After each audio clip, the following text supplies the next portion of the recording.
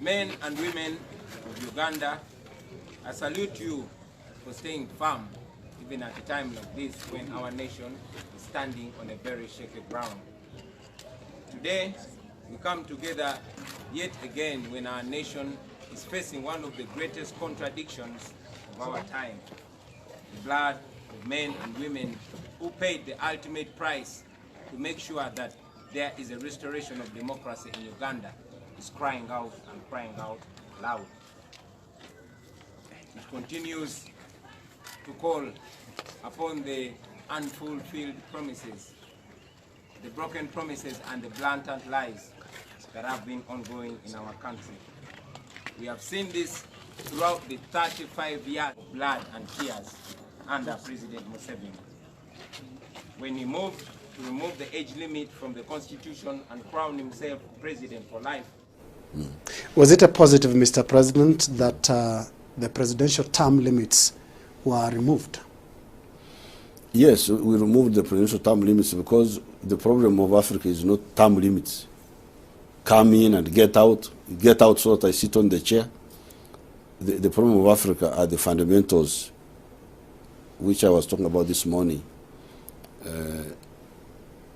Electricity, roads, education. These are the big challenges. Integration, making the African countries come together so to have got viable and economic units. These are the fundamental issues. Now, if the people are voting and they want to vote in this one or vote out that one, that's their choice. It began as a joke. In fact, he initially dismissed it.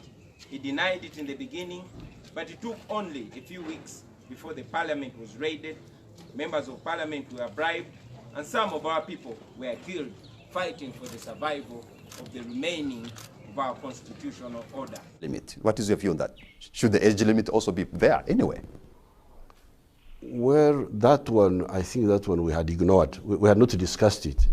It can be discussed, but since we had not, but I think after 75, the vigor, I think there's some scientific idea there that maybe the vigor is not as much after 75 years.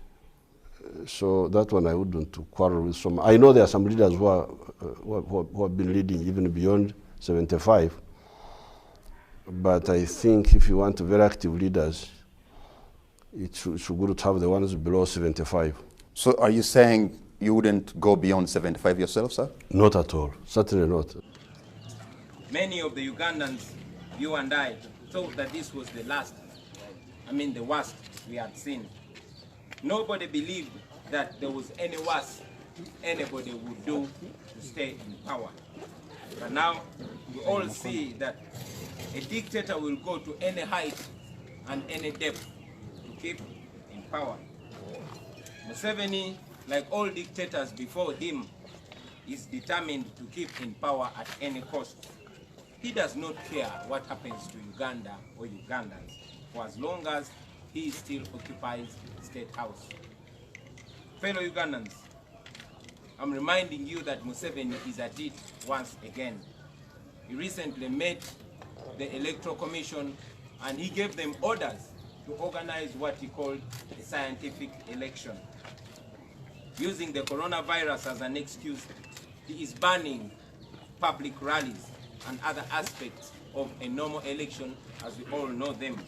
Since the gathering of the people or masses is a high-risk aspect of person-to-person transmission of the virus, the usual mass rallies will not be entertained, and the candidates will be advised to conduct their campaigns using the media. I want to tell you that no Ugandan should be fooled into believing that Museveni is doing this for the safety of Ugandans. Because as we speak right now, most urban places are filled with people. No social distancing, no nothing. And if you want to prove the words I'm saying, you go to Chikubo, go to Natete, or go to any urban center that you can reach fast. We have seen normal elections going on, ladies and gentlemen. We've seen them in Malawi, we've seen them in Burundi, and as we speak right now, in America, a place that is much more affected by the COVID-19 pandemic is having elections this year in 2020, and they're having normal elections. In fact, yesterday, the US president was holding a public rally. We begin, Oklahoma, we begin. Thank you, Oklahoma. President Trump back on the campaign trail for the first time in more than 3 months.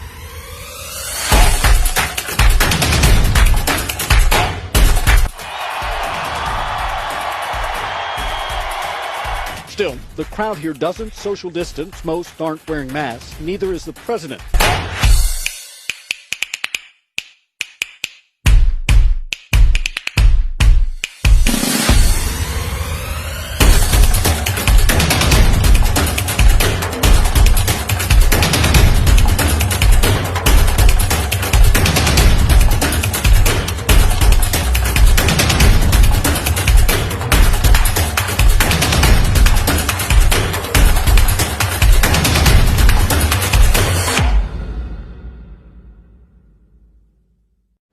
Therefore, we should not be fooled, and Ugandans should not be taken for fools. As you all recall, ladies and gentlemen, there was no coronavirus when our consultation meetings were stopped. Presidential aspirant, Honorable Robert Chagulanyi Sentamu, were supposed to commence today at the Gayaza playgrounds. Although him and his team claim that they met all the legal requirements by the Electoral Commission, would like to inform the public that there are certain provisions of the Public Order Management Act which deals with the conduct of public meetings and assemblies that were not fully met by Honorable Robert Chagulanyi and his team. There was no coronavirus when Museveni personally ordered for the blocking of all our shows. Mr. Bobi Wine went to America and said that people should not come and invest in Uganda. That means he's an enemy of progress in Uganda. But is that justification, though, for the sort of cancellation of his concerts? There are people who depend on him. If you are waging war on our country, well, that's economic war. When you go and you tell foreigners that they should not come and invest in our country, you are waging war on our prosperity. So why then do you at the same time want to come and take advantage of that prosperity? Of course, now 33 years later, you're still president of Uganda. How much longer can you continue? So we must all by now be knowing that what Museveni fears are the people and not the COVID-19. He is hiding under the COVID-19 now, just like he was hiding under the Public Order Management Act then. He fears the people. He does not want us to reach the people. Therefore, there is nothing like a scientific election, ladies and gentlemen. For us, what we're going for is a real election. A real election as envisaged by the law of Uganda, a real election as prescribed by the Constitution of Uganda. I've said this before, and I will say this again, that I, on behalf of the millions of oppressed and exploited Ugandans, will be taking on President Museveni in the forthcoming election, which we expect to be in 6 months. Mr. Museveni, you might have forgotten what you said in 1980, but we have not forgotten. You, Museveni, put Obote on notice on the eve of the 1980 election. You said that if Obote rigs the election, you will go to the bush and fight against him. We have come to that point right now, yet again. If you have got a government which has closed off all other channels of peaceful change, what else could we do except to surrender, to resign ourselves to slavery? And we couldn't do that as long as the people were willing, because this is their own war. The people are actually the ones who urged us on to fight. If we do not have this support, we would never have started such a war. So it is to the people's benefit themselves. And the fact that they have been able to bear this suffering as we have seen is a testimony to the fact that this is their own war. These people are just using us. We are the instruments. If we had not started the war, we would have been declared traitors. We are telling you that you either organize a free and fair election or you step down peacefully.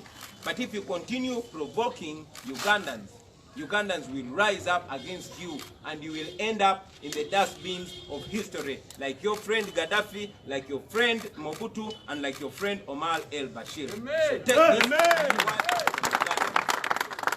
Thank you for listening to me, ladies and gentlemen.